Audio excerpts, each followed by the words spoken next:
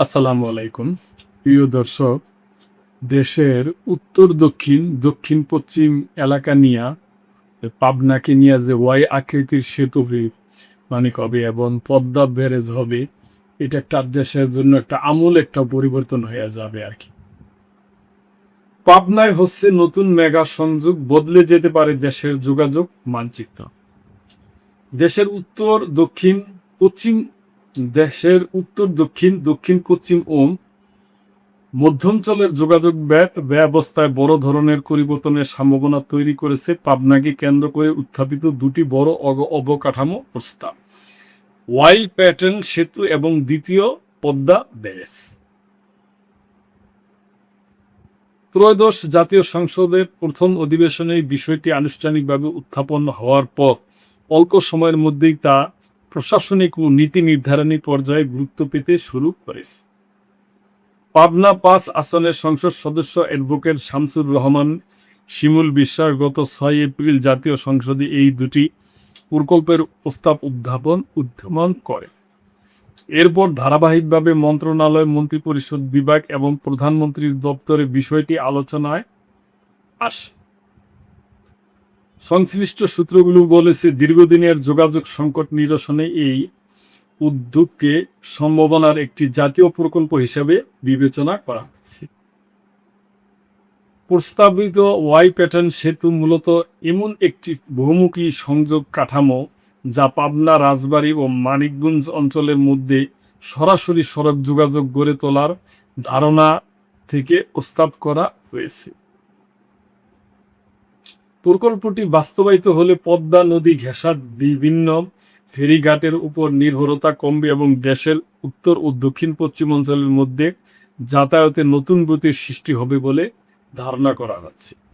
বর্তমানে আরিচা, দৌলতদিয়া, কাজিরহাট সহ কয়েকটি গুরুত্বপূর্ণ নৌপথে প্রতিদিন হাজার হাজার যানবাহন ফেরির জন্য দীর্ঘ সময় অপেক্ষা করে। বিশেষ করে ঈদ উৎসব কিংবা কৃষি মৌসুমে এই সংকট আরও তীব্র আকার ধারণ করে। এতে একদিকে সময় নষ্ট, অন্যদিকে পরিবহন ব্যয় বাড়ে এবং ব্যবসা বাণিজ্য নেতিবাচক প্রভাব পড়ে। জাতীয় সংসদে প্রস্তাব উত্থাপনের পরপরই বিষয়টি প্রশাসনিক প্রক্রিয়া এগোতে শুরু করে। ১৩ই মে সংসদ সদস্য শামসুর রহমান শিমুল বিশ্বাস সড়ক পরিবহন ও সেতু মন্ত্রণালয়ে একটি ডিউ চিঠি দেন। সেখানে প্রকল্পটির প্রয়োজনীয়তা, সম্ভাব্য অর্থনৈতিক গুরুত্ব এবং আঞ্চলিক যোগাযোগে এর প্রভাব তুলে ধরা হয়। পরদিন ১৪ই মে সড়ক পরিবহন ও সেতু মন্ত্রী বিষয়টি সংশ্লিষ্ট সচিবের কাছে পাঠিয়ে প্রয়োজনীয় ব্যবস্থা গ্রহণের নির্দেশ দেন। সরকারি নথিপত্রে দেখা গেছে, এরপর থেকেই প্রকল্পটি মন্ত্রণালয় পর্যায়ে পর্যালোচনার আওতায় আসে। এ প্রসঙ্গে সংসদ সদস্য অ্যাডভোকেট শামসুর রহমান শিমুল বিশ্বাস বলেন, পাবনা সহ উত্তর ও দক্ষিণ পশ্চিমাঞ্চলের মানুষের দীর্ঘদিনের যোগাযোগ দুর্ভোগ নিরসনের লক্ষ্যে ওয়াই প্যাটার্ন সেতু ও দ্বিতীয় পদ্মা ব্যারেজের প্রস্তাব আমি জাতীয় সংসদে উত্থাপন করেছি। বর্তমানে ফেরি নির্ভর যোগাযোগের কারণে মানুষকে দীর্ঘ সময় ভোগান্তি পোহাতে হচ্ছে, ব্যবসা বাণিজ্য ক্ষতিগ্রস্ত হচ্ছে এবং পরিবহন ব্যয় বাড়ছে। এই বাস্তবতা থেকে উত্তরণের জন্য একটি আধুনিক ও টেকসই যোগাযোগ অবকাঠামো এখন সময়ের দাবি। প্রকল্পটিতে তিনি বলেন, বিষয়টি জাতীয় স্বার্থ বিবেচনায় সংশ্লিষ্ট মন্ত্রণালয় ও নীতি নির্ধারণের পর্যায়ে উত্থাপন করা হয়েছে। সরকার বিষয়টিকে গুরুত্বের সঙ্গে বিবেচনা করেছে। প্রয়োজনীয় সমীক্ষা ও যাচাই বাছাই শেষে প্রকল্পগুলো বাস্তবায়নের দিকে এগোবে বলে তিনি আশা প্রকাশ করেন। 18ই মে বিমানমন্ত্রী আফরোজা খানম রিতা, সংস্কৃতি প্রতিমন্ত্রী আলী নেওয়াজ খৈয়াম এবং সংসদ সদস্য শামসুর রহমান শিমুল বিশ্বাস যৌথভাবে প্রকল্পটির প্রয়োজনীয়তা বিভিন্ন পর্যায়ে তুলে ধরেন। সংশ্লিষ্ট সূত্র বলেছে, তারা স্থানীয় জনপ্রতিনিধি, ব্যবসায়ী, পেশাজীবী এবং বিভিন্ন অংশীজনের সঙ্গে একাধিক বৈঠক করেন।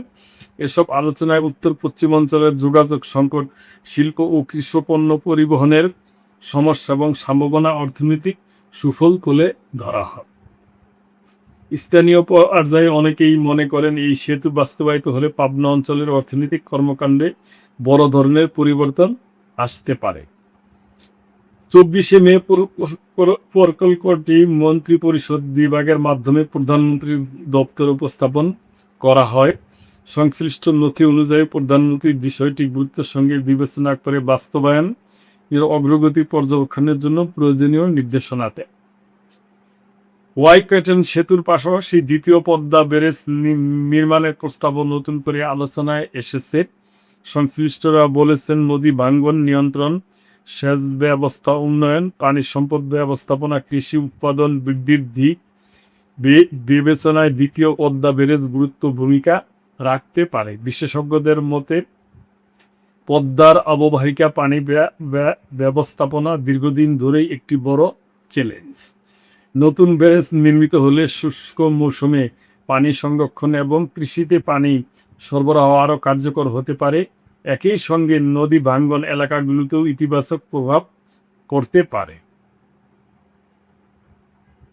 এ প্রসঙ্গে পাবনা প্রেস ক্লাবের সাধারণ সম্পাদক জহুরুল ইসলাম বলেন, দীর্ঘদিন ধরে পাবনা সহ উত্তর পশ্চিমাঞ্চলের মানুষের যোগাযোগ সংকটে ভুগছেন। বিশেষ করে ফেরি নির্ভর যোগাযোগের কারণে ব্যবসা বাণিজ্য, কৃষিপণ্য ও সাধারণ মানুষের যাতায়াতে ব্যাপক ভোগান্তি তৈরি।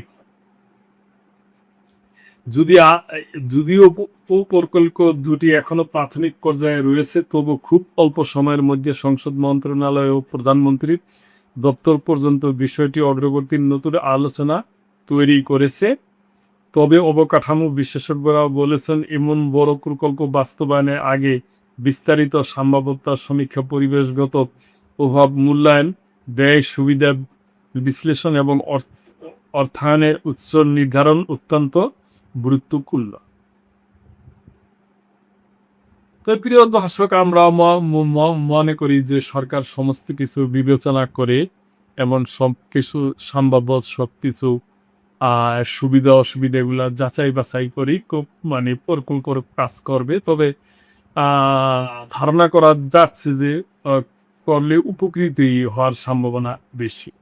দেখা যাক, আমরা আশায় রইলাম।